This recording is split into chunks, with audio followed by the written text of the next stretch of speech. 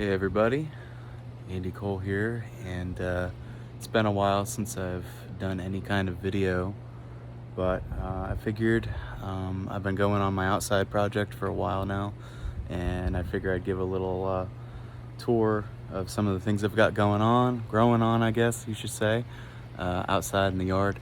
So I'm gonna go ahead and flip the camera, and we'll start in. So this was my first project here. It's 1-inch PVC on trellis with trellis netting, and I did some 3D printing.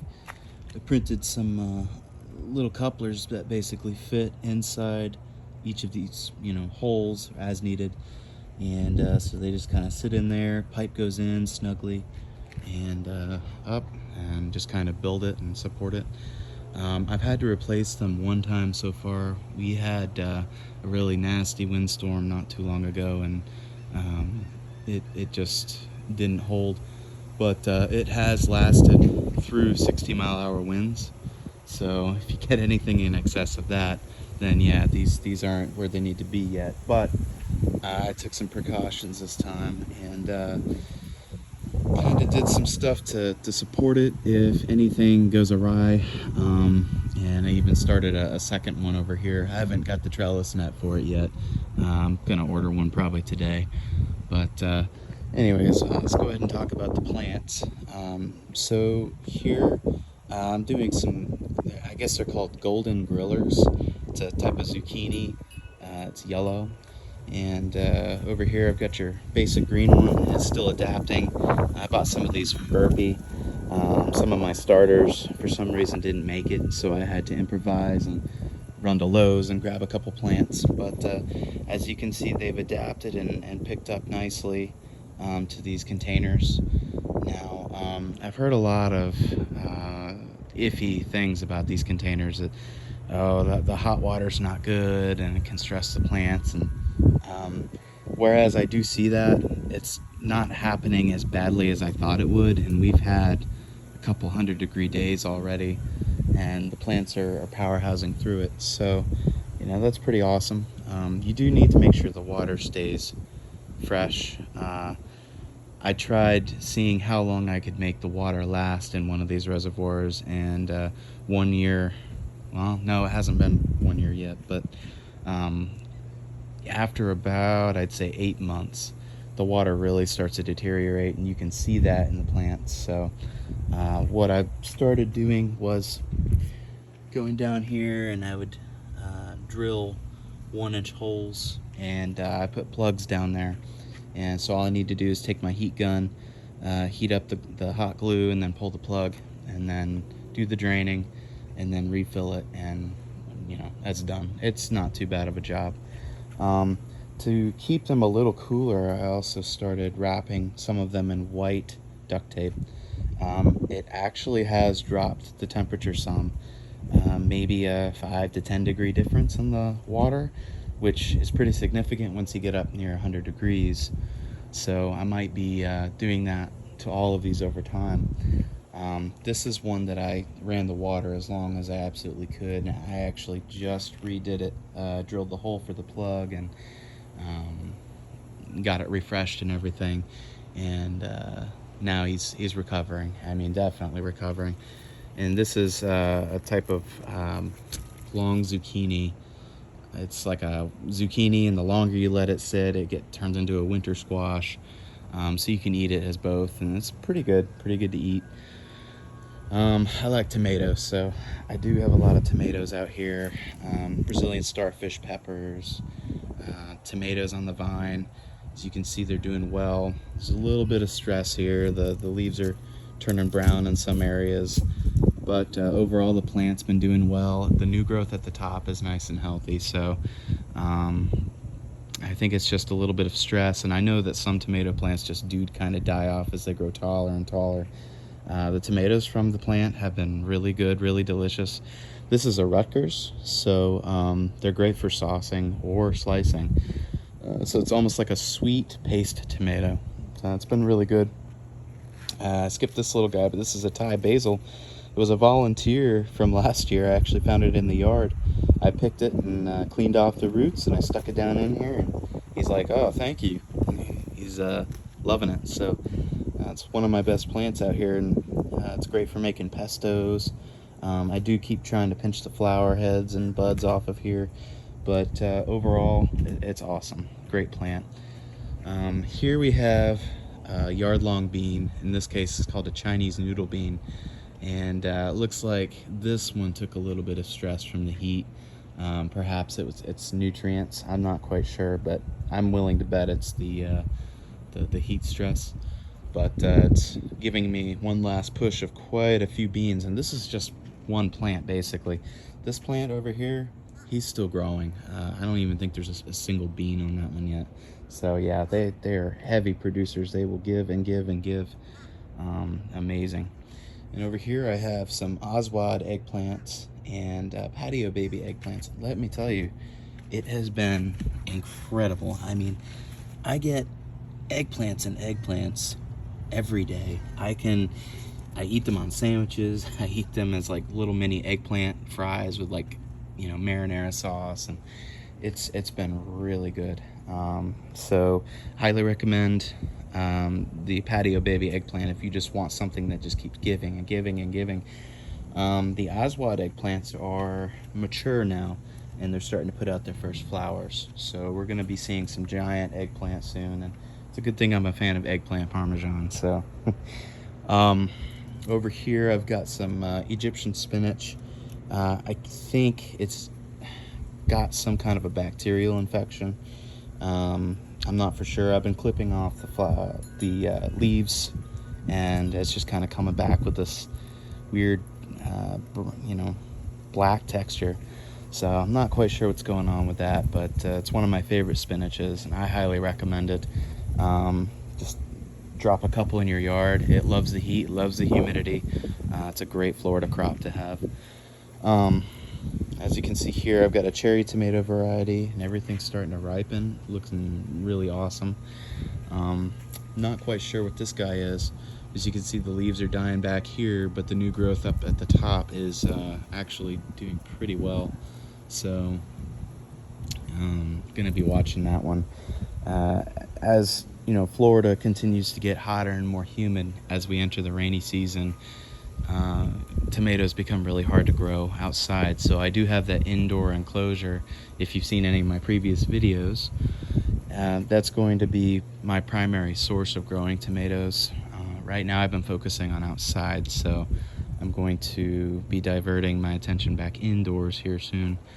But I'm gonna go see if the tortoises are out and about today. Let's see here. Figured while I'm outside I might as well show you guys. Let's see. I see one down in here.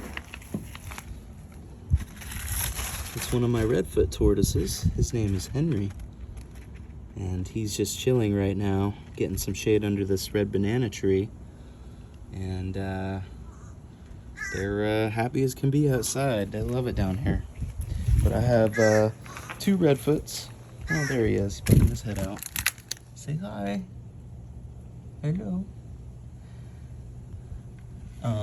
I have two redfoots, Henry and Bowser, and then I also have one sulcata tortoise. And he's gonna get big. I have no doubt in my mind. He'll probably hog up that whole house, and then eventually he'll even outgrow that doorway. I'll have to build him something a little nicer. But that can be for another day. Here's another small container I have. I was growing hot peppers in, Santa Fe Grande, jalapeno, and red Bikini peppers. And it did really well. I need to flush that one out, actually. It's kind of ran its course, so that's on the list of things to do. And then over here, those are the towers for my hydroponic towers. I actually ended up having to take them apart and move them outside. I ran into some really bad mite problems. I believe it happened from buying plants from places like Lowe's or Home Depot and then transferring them to hydroponic indoors, and there's no rain, so it became a perfect environment for them to just keep multiplying and multiplying. And well, so I had to remove everything basically inside, so it's a little bit disheartening, but at least I have outside where I can come and do this. And this is cool. So I think these are the lemon cucumbers, doing really well.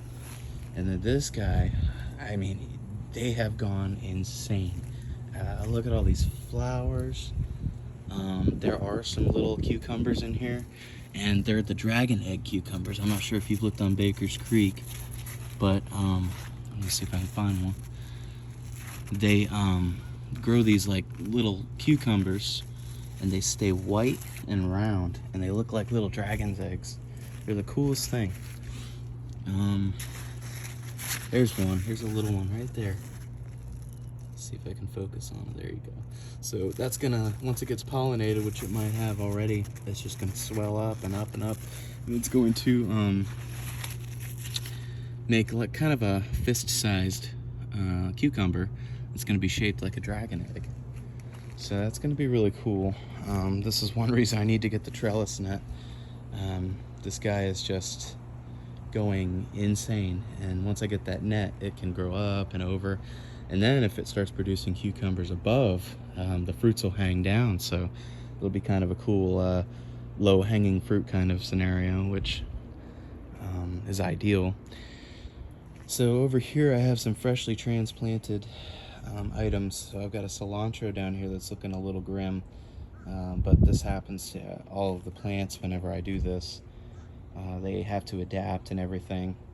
I've got some dino kale, lacinato kale, whatever you want to call it, Chinese chives, dill, Italian parsley, and I've got a cutting that I took of the Rutgers tomato.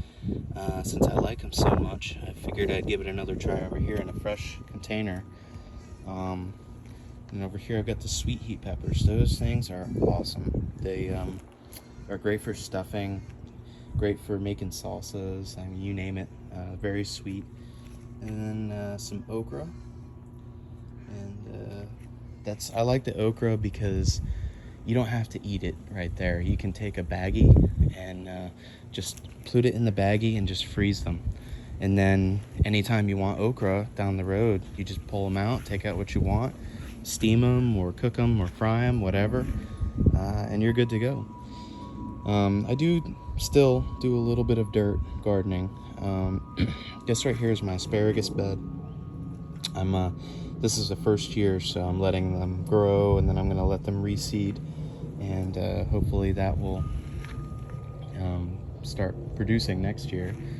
I'm sorry if I cough or anything. I'm actually just getting over COVID. Had an issue last week. I just started feeling out of it, and ended up having running a small fever, and had to get over that. So yeah, that's no fun. I wouldn't wish it on anybody. But this right here is actually a tree I was taking while I was sick.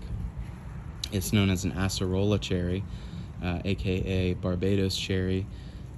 It's an awesome subtropical tree. It can grow, I think it's cold hardy down to 28 degrees. It can produce like crazy. I mean, as long as it's getting water, these guys almost thrive on neglect, and they will just give and give and give, and they give these powerhouse cherries that have something like 134% vitamin C in a cherry, and it's just fantastic. It's been a huge help. Anytime I started getting sick, I'd just pop a few cherries, and I'd start feeling better a lot sooner. And in this tree, if you can see it kind of back there, I have a vanilla orchid, and I'm waiting for that to start blooming, and hopefully I can get some vanilla beans. So I'm kind of excited about that, as it's about 2.5 years old now, so I know excuse me, sometimes around 2 to 3 years I know they can start blooming those yellow flowers. So we'll have to see how that works out. And here we've got my banana tree line. These are ice cream beans. Ice cream bananas, I should say. I do have an ice cream bean. It's on the other side of the yard, but yeah, hoping for some bananas soon. I know it's getting really big, really tall. And here's a couple more. Is a cacao cocoa plant, whatever. Red jaboticaba, peanut butter fruit. And here we have passion fruit. And this one is actually, I guess it's not really passion fruit, it's maypop, which is a American, kind of an American native, but they grow and they give and they give and they give as long as they get water. Then over here I've got the purple possum, which is catching up. I'm expecting to see some flowers and stuff, I would think soon, so pretty excited to see what we can get out of this. There's a giant granadilla down there, but that's going to be a while before it gets big enough. But the flowers from that are gorgeous. They're like red and white. So this is my dragon fruit enclosure. I have a lot of different dragon fruits in here, a couple super pollinators, so that I can take that pollen and use it on the ones that aren't, fertile or anything. Excuse me. Yeah, so I'm looking forward to that. I'm thinking that we'll see some blooms here pretty soon. Before I cough your ears off, guys, I think I'm going to go ahead and call this video an early quits. But I hope you enjoyed this, and I'll give another extended tour maybe here in a couple more weeks when I'm not feeling so coffee. So anyways, thanks a lot, guys, for putting up with me. Have a great weekend, and if you're getting ready to get hit with this tropical storm, just be safe. Watch for tornado warnings and stuff like that. Otherwise, just flooding. So stay safe, guys, and have a great day. Thanks.